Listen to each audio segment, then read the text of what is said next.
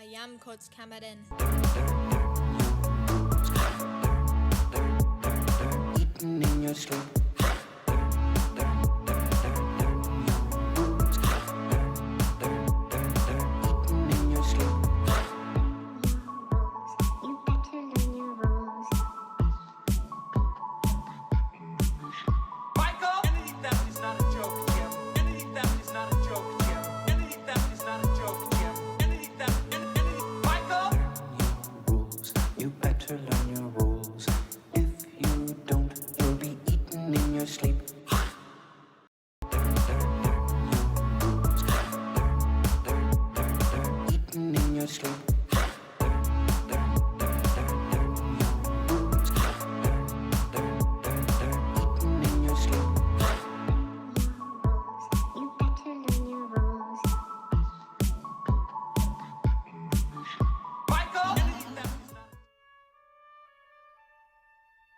I am Coach Chapman. And I see a whole army of little soccer warriors here in defiance of out-of-control coaches and parents. You've come to fight as free players, and free players you are. What will you do without freedom? Will you fight? No. Not against them. They're too scary. They scream at me repeatedly, and if I don't comply, they will take me out of the game. And I'll be embarrassed and ashamed. So will I fight? No. There's too many. I can't fight. I don't want to be subbed off. I want to play. So I'll do what they say. Aye. Fight, and you may be subbed. Comply, and you'll stay on the field, at least for a while. And retired many years from now. Would you be willing to trade all the games from this day to that for the one chance, just one chance, to come back here and tell the parents and coaches, shut up and no more, this is our game, not yours, and to tell them that they may take our game, but they'll never take our freedom.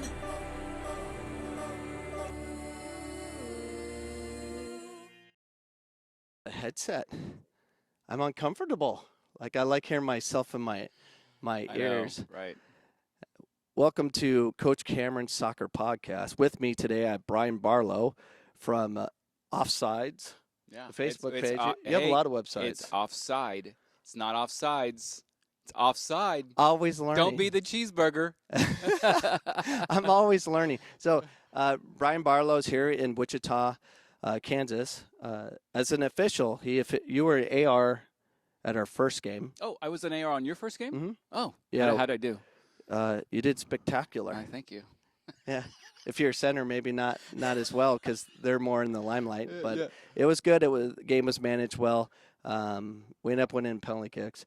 Oh, but and you were the center official for the semifinals of Pima and Georgia Military last night. Yes, sir. And Pima won 2-0, so that's good for my conference. There you go. ACCAC, in effect. ACCAC has Pima in the finals on the men's and women's, and Arizona Western is in the finals in the Division I. So you guys are loaded. Yeah. Phoenix College, we lost to Western in overtime, and then we lost to Western at their place 3-1, and then we lost to Pima 1-0, and at their place 1-0 in overtime, and then we beat them in the region championship. And we got punished severely for losing to national ranked opponents. We went from being like number 9 in the country to you're out and never been back. Really? Never been back because we lost to Arizona Western Pima. How dare we play them that many times? I'm not going to play them anymore. No, blame you. Hey, and I'd be remiss if I didn't tell you the best team on the field last night, by the way, was the ref team. Oh, of course. Just- And that's what we're going to be talking about. So, Brian, tell me a little bit about Offside Thank you. and how that came about. And it's been it's went viral since 2018. It kind of just really went nuts, Took and off. it's still going nuts today. Can you kind of tell our viewers what that is and why you started it? Yeah, so as an official, you're not really allowed to say a lot to people that scream and yell at you, and they scream these horrific, usually inaccurate, hateful things. And I'm a marketing guy. I own a marketing company. I do a lot of marketing speaking, and so I just thought, one day I'm gonna create a Facebook page, and I'm gonna say the stuff back to people that they say to us, but I don't have my badge on, so I can't get in trouble, right? So I started this little page. It's very satirical. And it started to get a little bit of a following. Again, I would just say things that referees always think, but they can never say. It had a little bit of a following, and one day someone sends me this video of a parent kicking a soccer ball at then I think she was 15-year-old referee in Arkansas. Horrific scene plays out, and my buddy's like, "Hey, Barlow, you should post this on your page and tell people how stupid and crazy they look." And I was like, I probably could, and I am sick of that as a referee. My kid's ref, and I just hate that scene. So being a marketer, I decided I'm going to post that video, and then I'm going to make a bold statement. And my bold statement was, if you ever capture referee abuse like that you see on this video, and you send it to me and we post it on the Offside page, I'm going to give you $100. Well, the video went viral, the message went viral, and then I would say within 2 or 3 months, I had the New York Times calling me, asking for an interview, not even realize it would end up on the front page of their sports section of their newspaper. And then at that point, everything just blew up. What people don't know is I call it Offside, the page Offside, because most people in the soccer world the most common thing yelled at soccer games is, offsides, offsides. The players, the coaches, the parents. This is why we don't take them serious. Is because it's not even offside. You can't be offside on both sides of the field. It's not plural, it's singular. It's offside. So you're already wrong. So I called the page Offside, which most people don't know that story. That's why I called it Offside. And so the page just grew and grew and grew and grew. And then I become this national speaker on the way people should behave at youth sporting events, not just soccer, but at youth sporting events. So here we are. Yeah, we have a similar kind of track record, not far as marketing and I don't have a Facebook page that's huge. I think I have 600 likes. Yay. Add to it, 601. My frustration's always been with parents as well, but as a coach, because they like to cheer, and I want to coach and manage performance as far as their ability to develop in the game. So U8, U10, I've coached every age, and I would constantly. Which is the craziest age group to ref, by the way. It's tough. So I would deal with parents asking, please just don't even cheer for them because you don't know what's acceptable. Johnny kicks the ball hard as he can up the field. They're like, good job, Johnny. I'm like, no. I want them to. You had a wide open player 6 yards away that we could advance the ball on the sideline, bring it in from the wing. I just want them to think. Take a touch, look up, make a decision, whether it's good, bad, or indifferent. We need to allow them to think, and they don't allow it. And then I'm in these arguments nonstop with parents, and this is a long time ago, just going over why, this is why we do development, and the education never stops. So I started a podcast just to communicate the message. I keep saying over and over and over again because it's the same message. It's just different parents or new parents, and it's tough because they'll just say random things like, well, I should be able to support my son and daughter. We should be able to cheer. I'm like, no. If they score a goal, Sure. Go cheer. At least the action stopped, and then we can start the process. But there's definitely a sideline issue, and that's why the understatement of the show so far. By the way, there is an absolute sideline issue. I wouldn't let my kids officiate because then I'm gonna have to be there and then wait for. Hopefully, my son or daughter doesn't get beat down, right? Or like you put on your Facebook page not too long ago that parent went and speared the referee full speed. Yeah. Is he arrested, by the way? He is, and they're debating criminal charges. I mean, if you go to my Offside page and look at the video, I don't know what the debate is about. He's a criminal. He's an absolute criminal. And Yeah. going back to your story, we say this a lot on the Offside page, is I think ultimately your message is let the players play, let the coaches coach, and let the referees ref. That has to be the systematic message in youth sports. And if everyone got that, if everyone understood that, this game and every game played by kids would be what it's supposed to be. Developmental, innocent, sportsmanlike, learning how to be a good sportsman in loss and in victory. All those things are sucked away because the crazy people on the sideline, the cheeseburgers, have taken over youth sports. And they have. And the coaches allow it. You're I don't. spot on. I don't allow it.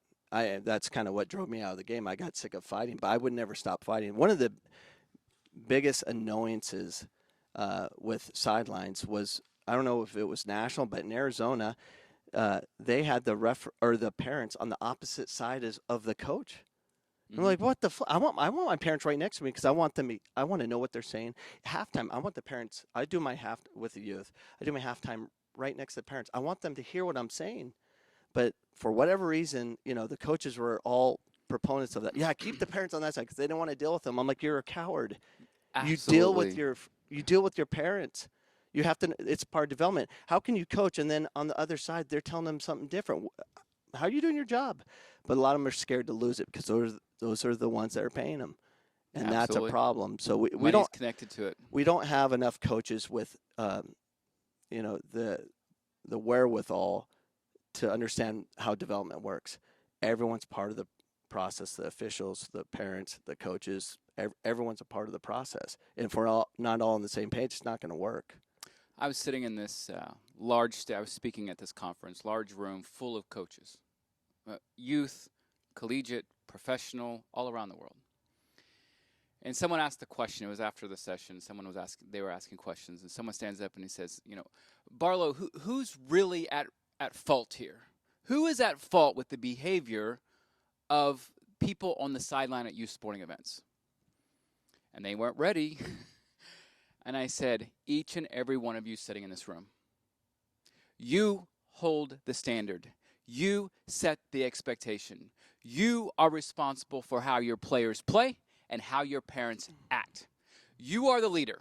And if you don't have a vision, if you don't have a standard, if you don't set that expectation, and if you don't take charge and say, no, stop, then they just keep going. And then it escalates, and it escalates, and it escalates, and it gets to a point where now adults want to fight.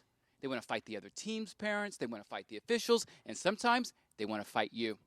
You don't know how many times I've walked off the field, especially early in my career when I did a lot of youth, and I'd watch parents confront coaches, and the coaches stand there and take it. So what you said is it is a cowardly thing. There are great coaches with no bravado.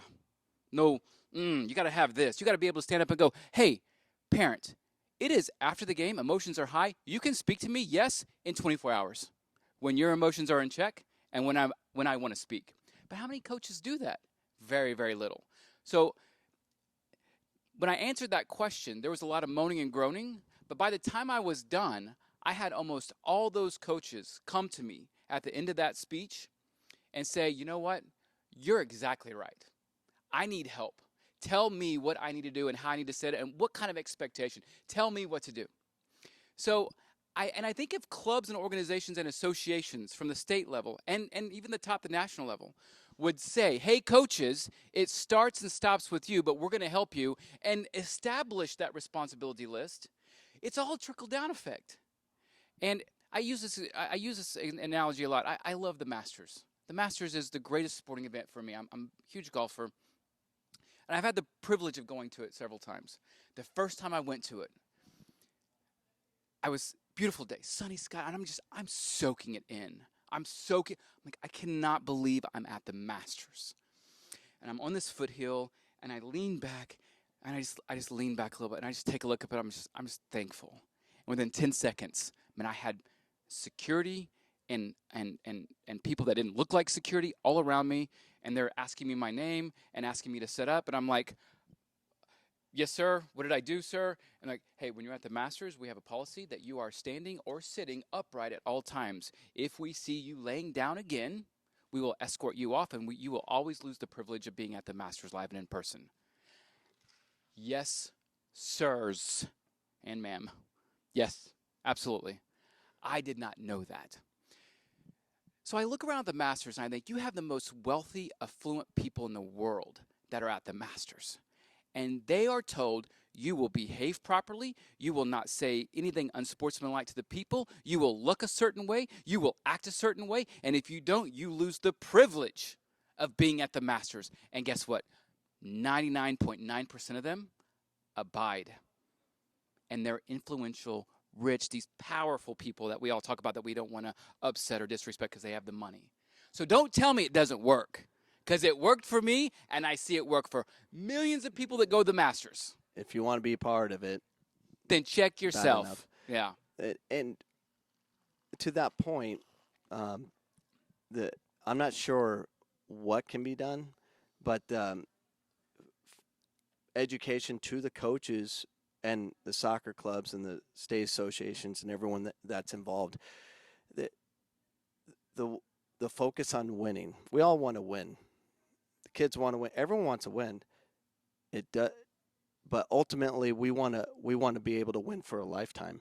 And in order to win for a lifetime, to play the game you love for a lifetime, the biggest problem I had, and I wish I was educated as a youth, the importance of controlling your emotion at all times, so you're able to focus on the task at hand, because the game is just so quick, so fast. You don't have time to mimic the behaviors of the Premier League players. A lot of them ruin it and really give bad information to the young ones and the coaches and whatnot. But there's going to be bad calls. There's bad calls in the youth, and there's bad calls in the Premier League. That's what it is. But the teams that are successful are the ones that are able to manage their emotions, pay attention to the situation, and be effective in that moment. So I like telling parents and kids, I'm like, yeah, the call didn't go your way, but don't you want to prepare for the next level? You're not going to try to learn how to deal with that now? I mean, it makes no sense. I remember we got a PK called against us, and it might have been a bogus call, I'm not sure. And one of the parents was very upset. Well, their kid's the goalie. I went to the mother. I'm like, you should be excited. He gets a chance to He gets a chance to shine. He gets a chance. Not only that, but the experience alone is invaluable. Yeah. When do you want to learn that experience of dealing with the penalty at college? Right. What are you waiting for? You want like 50 of those. Yeah. And of course, he saved it. It kind of worked out for us. But I said, I don't care if you get scored on 20, 30 times on penalty kicks. When else are you going to have that chance to learn? Yeah. It's all learning. It absolutely is all learning. And there's bad calls, perceived bad calls, because we all see it differently from our angle. But that's a big educational piece. Is the focus on they have to win on Saturday. I'm so confused. I'm like, and maybe I was just kind of born differently, thinking about the importance of development, the importance of failure. I'm not sure. It seems so basic to me. You want to experience failure. You want to receive the ball and lose it and be okay with it, knowing that you can actually think about it. Kids don't think about their mistakes because they can't make any. How in the heck can you get better? That's why the best players that I get are not club players. They're from the Hispanic communities, and they have so many hours of playing without officials, parents, the threats of winning. They had their development. Well, and what I wish most coaches would understand is sometimes your biggest victories come after loss. And I say this through experience. I don't ever claim to be a coach. I know a lot of coaches claim to be refs, but I don't ever claim to be a coach. But I did coach my son's U10 team, and we were undefeated, mostly because they had a great coach. Kidding. So we are in this game with this lower level team in the league, and they're going at it with us. We're 0-0. We're late in the second half, and I can tell the tension behind me with the parents. So they're like, "What is going on?" I can tell the tension on the other side with the parents. I mean, they're excited. They know they're in this game, right? This is the World Cup, man. And sure enough, controversial play. They shoot. They score. There's like 3 minutes left, and everyone's going crazy over there, and everyone's moaning and groaning behind. And so we end up losing the game. My kids walking off, their heads are down, their shoulders are down. One of them's crying. The parents are like, "Oh, my gosh." I mean, they are having a party on the other side. I have perspective. I know I've got a little experience with me and all that. I have perspective. I grab my boys. I say, hey, boys, let me tell you something. Get your head up right now. I better see those smiles and follow me. And one of the parents behind me was like, what are they doing? We're walking across the field to the celebration. Coach, hey, do you mind if my kids and me are super proud of you guys? No one has played us as well as you guys have played us, and you guys beat our butts today, and we're all here to give you a round of applause. Those parents went from celebrating to, that's awesome. My parents went from, I'm ready to beat someone's ass, to, okay, I see what he's doing. And so we walked off the field, and I told those boys, I said, hey, boys, let me tell you something. When you fight as hard as those boys fight, and you want a victory as much as those boys wanted a victory, that's when you'll go undefeated. But today we lost. So go have some ice cream. And I'm going to work your ass off in the next practice. Be ready for it. Yeah, there's so many different ways of handling it. And the thing is, it's such a full-time job of managing the kids, managing the parents. I don't know how many times I would go and have I would do these meetings with when I coached the 96 Hammers, all girls team, and I would go to the family's home. We meet with mom, dad, and their daughter, and just have a conversation on like how important your daughter's development is, and I need you part of the process. I think when you do group things with parents on the side or just a little parent meeting, they don't listen because it's grouped. When I found where I got a buy-in is when I actually took time and spent time in their home and actually had a conversation and kind of got their feedback on things. And they were more apt to take a chance on me and allow the process to happen. And amazing things did happen. Because you're invested beyond the victory. Correct. You're invested beyond the victory. You've hit their soul. I wish coaches got that, man. That's where development is. That's where winning is. That's where long-term success and relationship building is. It's here. It's not the scoreboard. It's not that big giant thing that says, hey, you're a great coach, you're a great player, you're a great team, because it says 3-0. It's what are you as a human being? And can I connect with you? Can I influence you? Can I make you better? Can you make me better? Yeah, because ultimately winning's just a moment. Like winning a national championship, it'd be amazing. I would love to win a national championship, but our relationship, with Coach Carmen here, our relationship with the players that we have to this day, and all the one-on-one meetings we had with them really let them know how we care about them and really what the process is, which is to move them on, give them opportunity. That'll be remembered forever. Winning's just a moment. It's the feelings of having relationships and that you develop for a lifetime because you really care about what they become. That's a different feeling. That's joy. Winning's just kind of a happy moment. I'd rather be joyful than happy moment to moment. And can I agree. And can I tell you from a referee coach perspective, when I see a coach that I have a bond with, and he walks up to me before a game, and he grabs my hand, we do the high five, the handshake, bring in, hug, super glad to see you on our game today. Those relationships, those moments for a referee are big, big victories. If coaches knew to take the time to humanize their referees, remember, we have heart and souls too. I know we're detrimental sometimes to the outcome of your games, but those moments are very victorious for us. We look for coaches and we look for assignments where we know coaches respect the image of the game. And by respecting the image of the game, you have to respect the officials. If you could tell one thing to your audience, and if I could teach one thing to your audience, especially the coaches, humanize your referees, create those moments. Everyone's focused on the victories. The victories are often the small moments created around the big moment. So don't forget that as a coach. Right. I got to tell you a funny story. Chris McConkie, I'm assuming. She signs pretty much all of Arizona. When I was 13 years old, I was playing in a tournament in Tucson, and Chris McConkie was the referee, the center referee. And we're playing El Paso Riot, and I was in Tucson. and I was I don't know, I was dribbling. I got kicked from behind in the stomach, and I fell on top of the ball. She came and gave me a yellow card. So I was very confused. So I called her F and B. And anyway, so I got a red card. La, la, la, la, la. And then 2 years later, I have a referee assignment. I'm an AR, and she's the center. And I forgot about it. She did not. And she's telling the story how she's only given one red card out. It was this kid that called her F and B. And I'm like, that was me. That was me. It was so funny that, it's kind of full circle. Yeah. These relationships, you're going to meet again, especially in the soccer world. Absolutely. And we've been really close friends ever since. And I really care for Chris McConkey and, playing against her son. Her son went to Yavapai. I went to Phoenix College. And she's still assigning. She signs our conference today.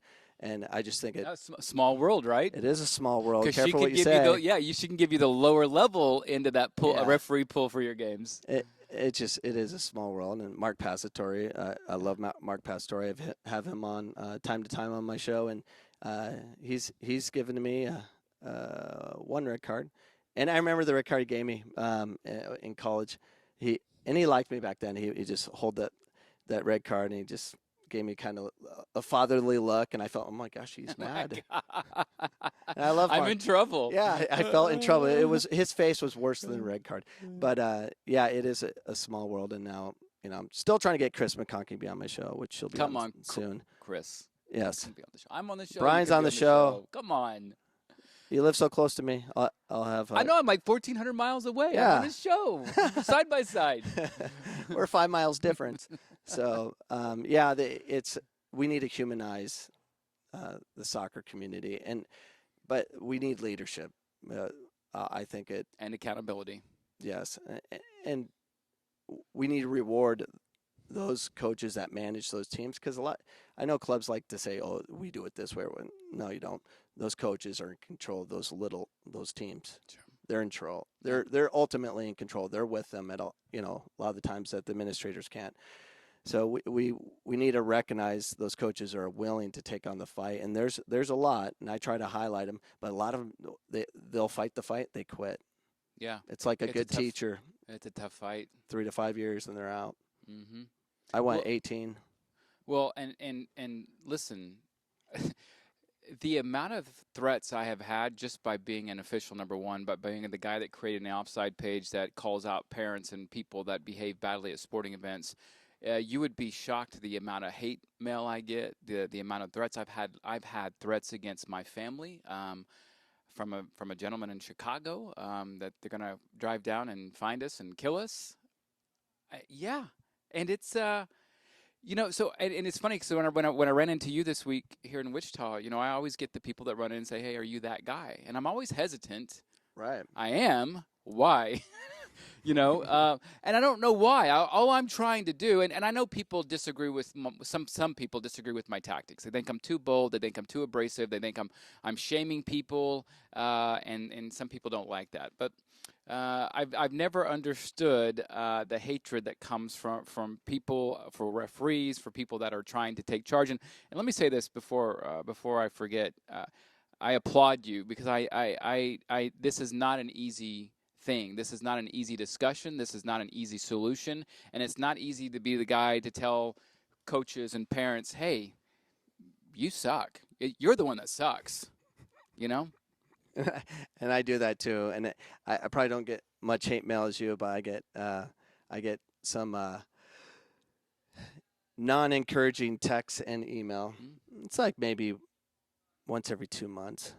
Oh, Because I'm not that big, but yeah, I wouldn't want it daily, but it is what it is. And the thing is, like, I'm very similar to you. I'll be bold. I'll say it like it is, and then in the moment I just do it. I lose a little bit of sleep because I know some my friends get upset and stuff, and I also have the top coaches in Arizona.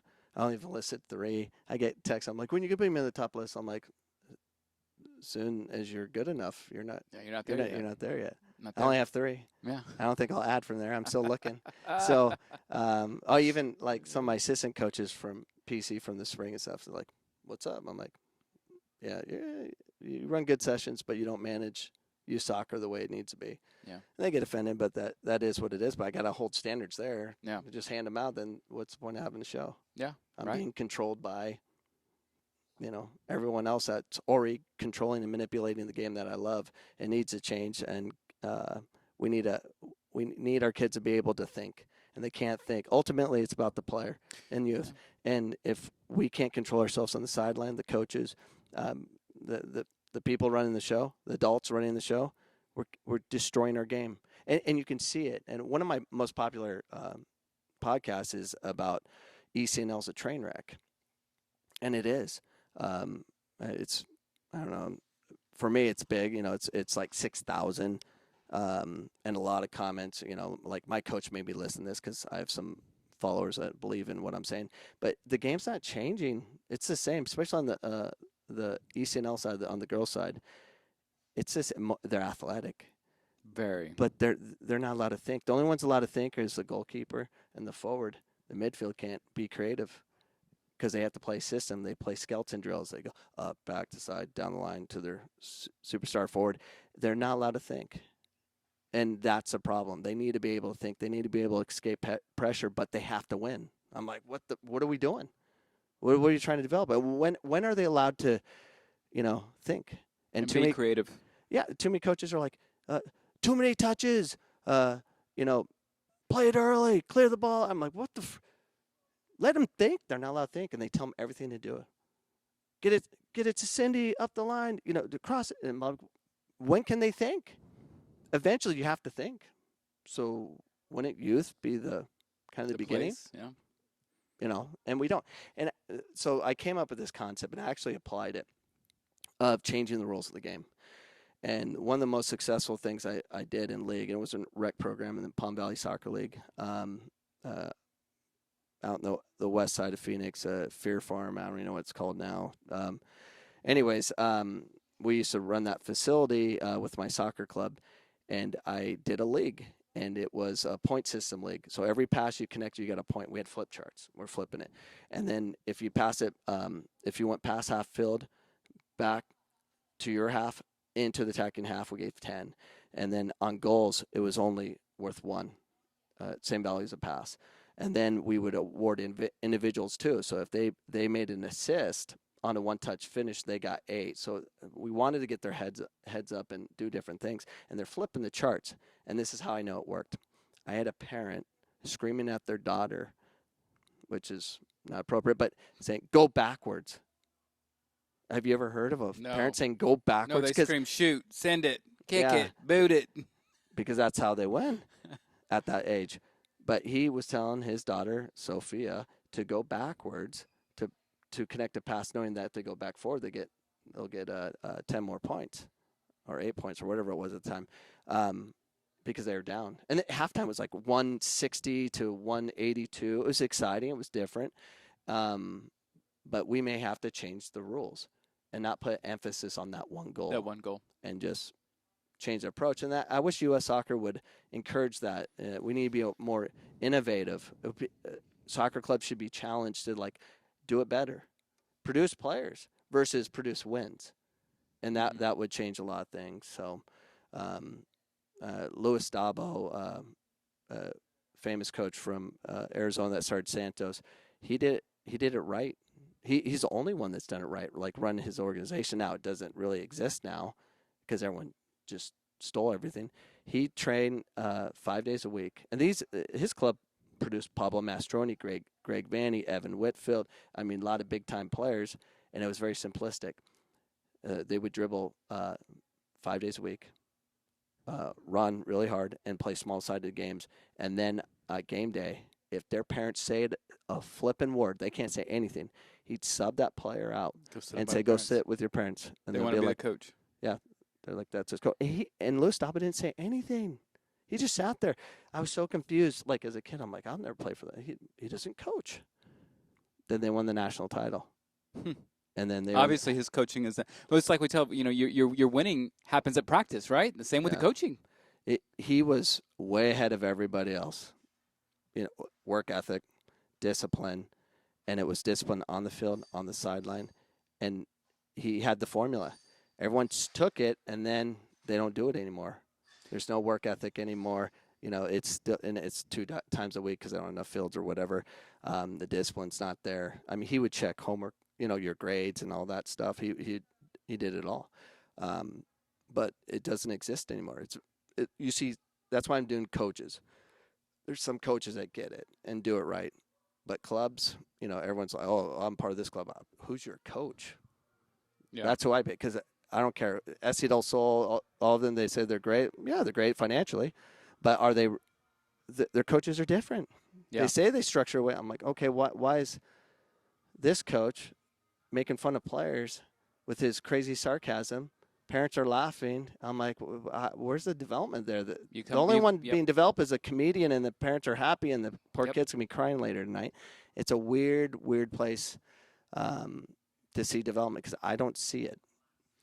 Not in the masses. Well, and even from a referee's perspective, you know, it's funny. I see some of the tactical changes and non-changes and decisions that coaches make, and I'm like you. I see no innovation. I see a lot of yelling and screaming and pressure talking, but I see no innovation. And to me, you know, I think a good coach is a coach who, yes, can make adjustments in a game and manage his players, but the coaches that are screaming and yelling, which are 90% of the coaches, by the way, in youth sports, a lot of them. Screaming and yelling on the sideline, screaming and yelling at the officials, screaming and yelling at their players, those are not the most effective coaches whenever we as referees are on the field.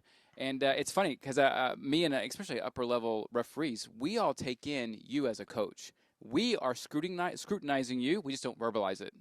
Like, I'll give you a prime example. There was a game here this week where a team is up 1-0. There's 6 minutes left.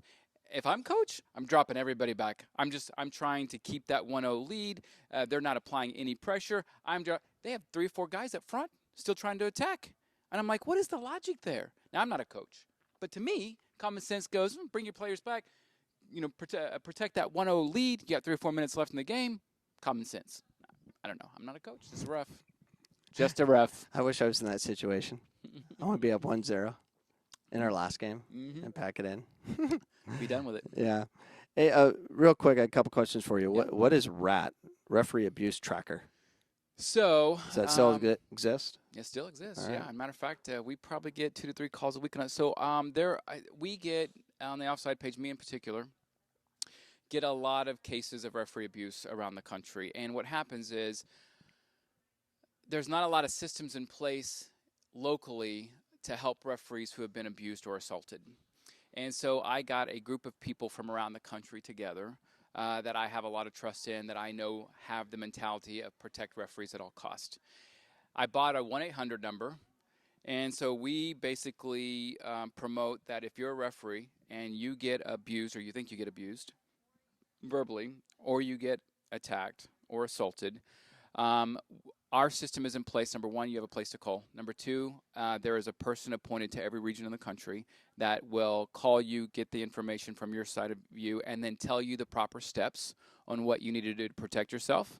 And then we also have a legal team in place that in the event that we need to criminalize someone, that has been paid for and is in place for that official. So R.A.T is yes, very much going, and unfortunately, it is active. And what's innovatecrazy.com? So as I mentioned at the beginning of the show, I am a marketer and I'm a speaker, and I was that before I even started the Offside page. And so innovatecrazy.com is really, I built Innovate Crazy as a platform for not just me professionally from a marketing standpoint or a speaker standpoint, but also from a soccer referee and a person that speaks on behalf of the way people behave at youth sporting events. It's just a platform that it's okay to be a little crazy to get noticed. Just don't be a little crazy to get noticed as a 40-year-old man at your 10-year-old soccer game. So it's a whole, it's just the premise and the foundation of who I am as a professional, who I am as a referee, and who I am as a person. I'm a little bit crazy. Well, I'm a little bit crazy. Tell me how you're crazy. Watch my podcast. Yes. I have our podcast is pretty good. I'd like to have you on a live show, and we can bring you in from wherever you're at, from your phone or anything. Oh, I thought you were gonna fly me in like private jet, like Wheels Up, one day. or One day. Okay. We're trying to get big. But, okay.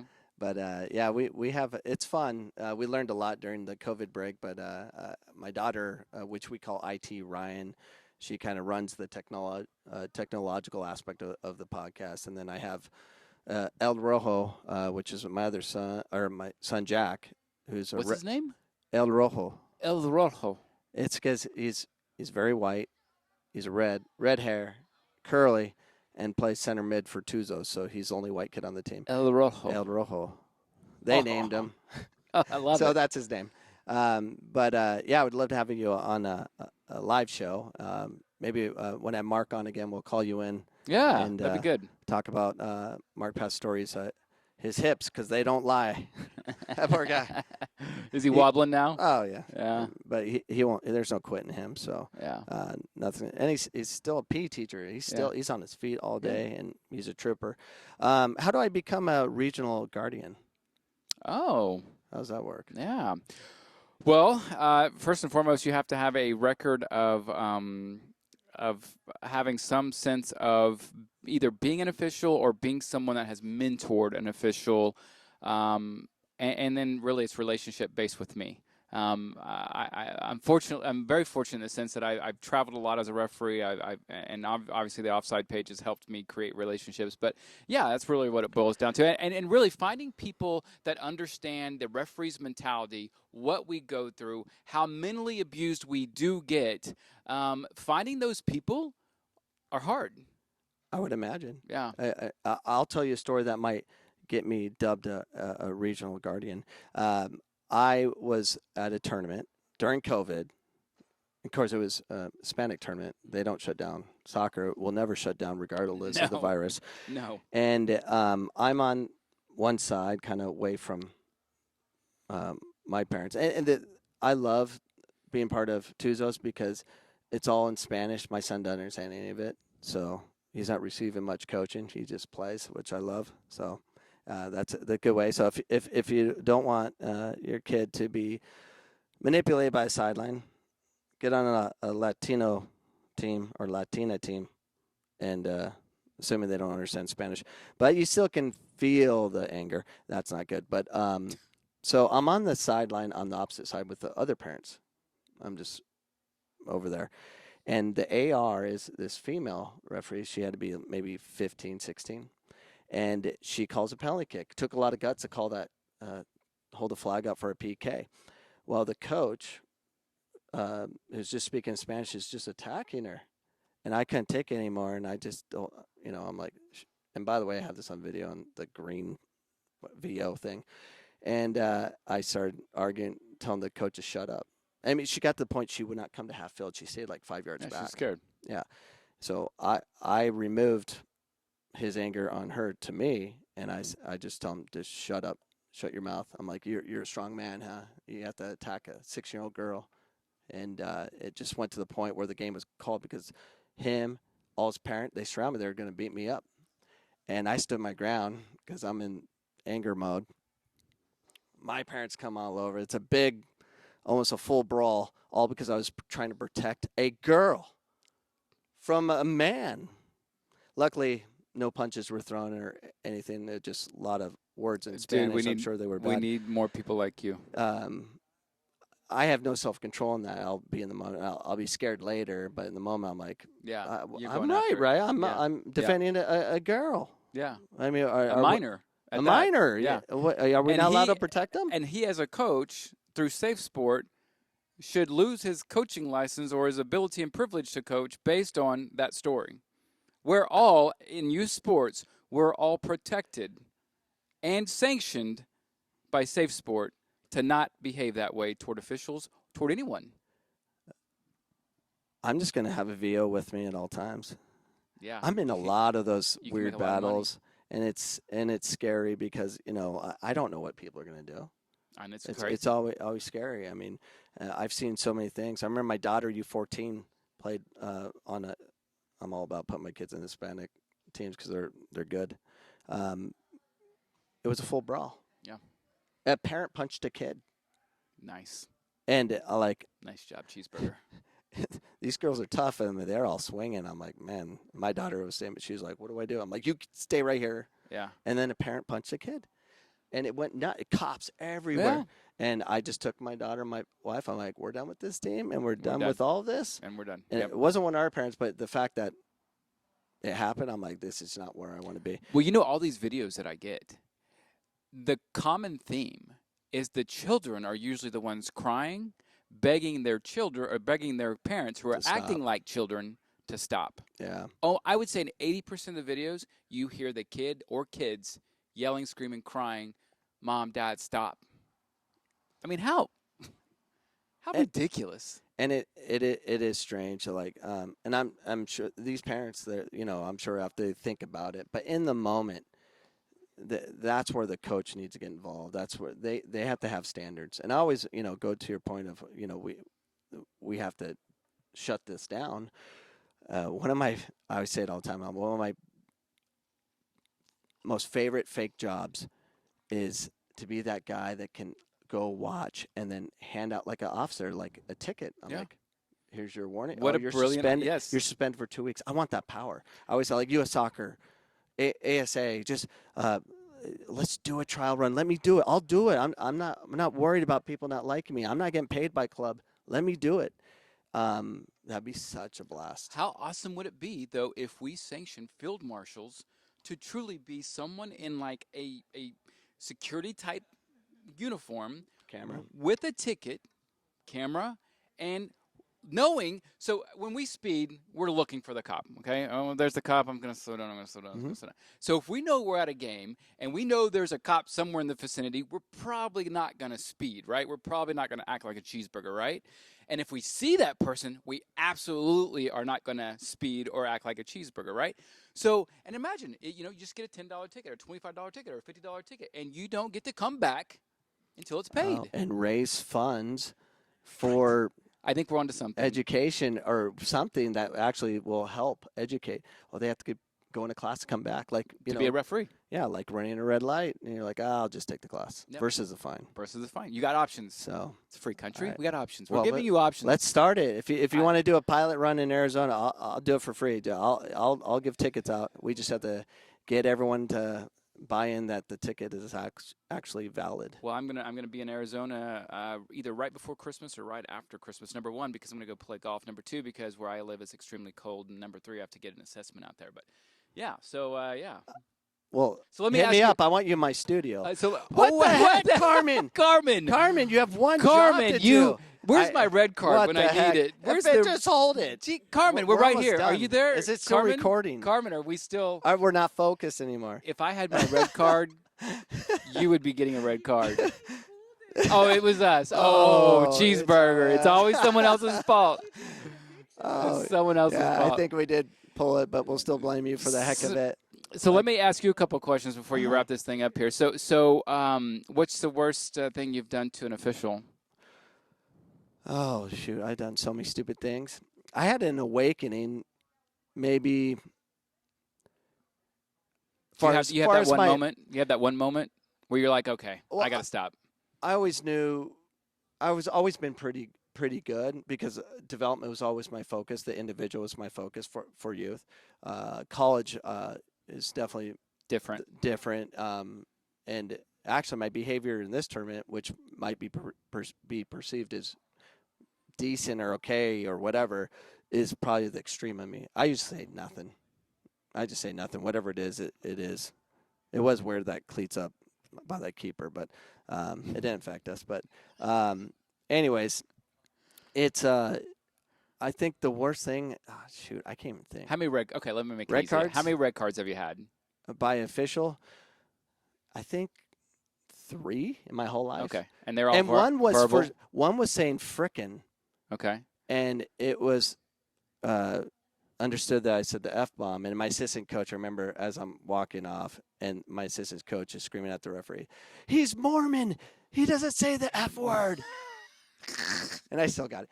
But I think, I think 3 okay. as a player, much more.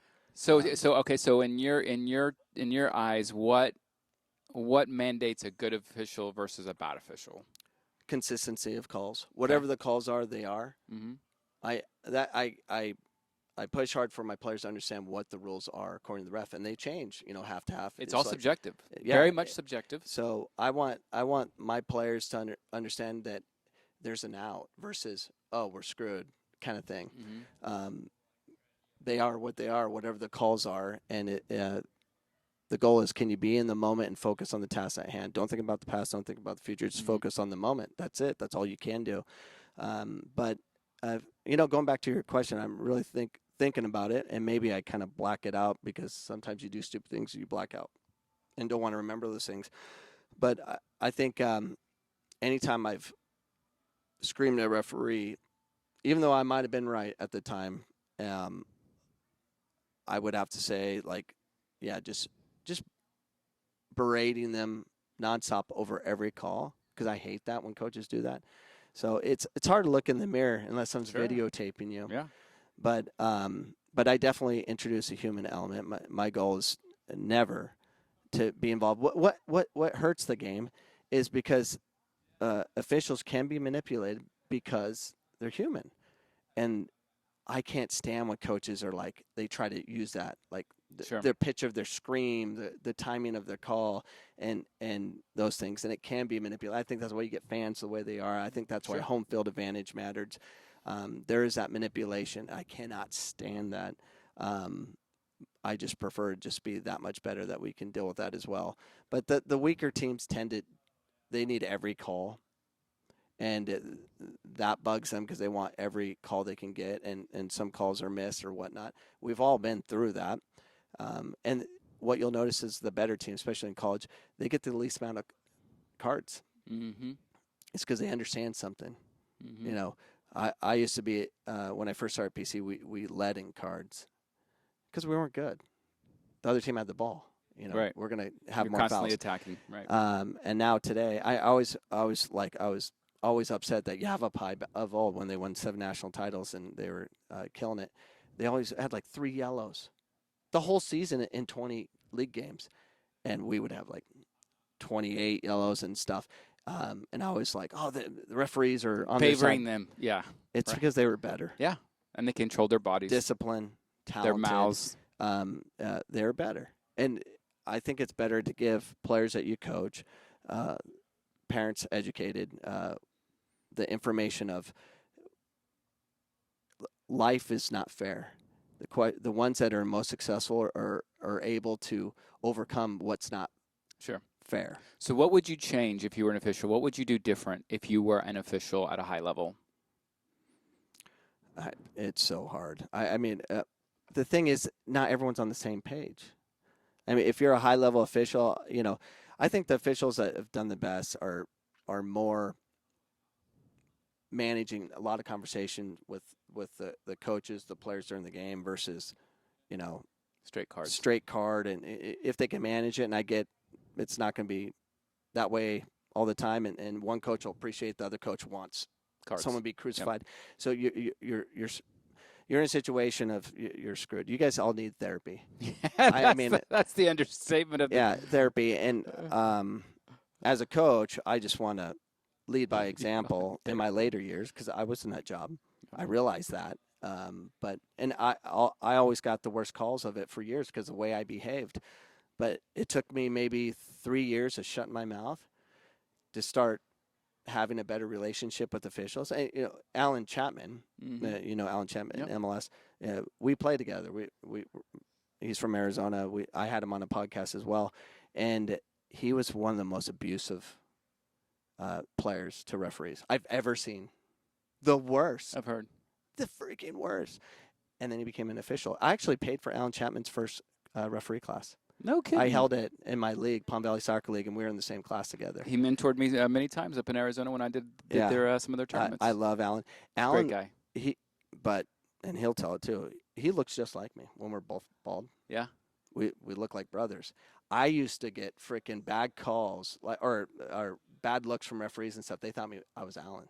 Oh, how funny. Back in the day, because he was so abusive, and now he's a referee. Damn it, Alan! Stop being a cheeseburger.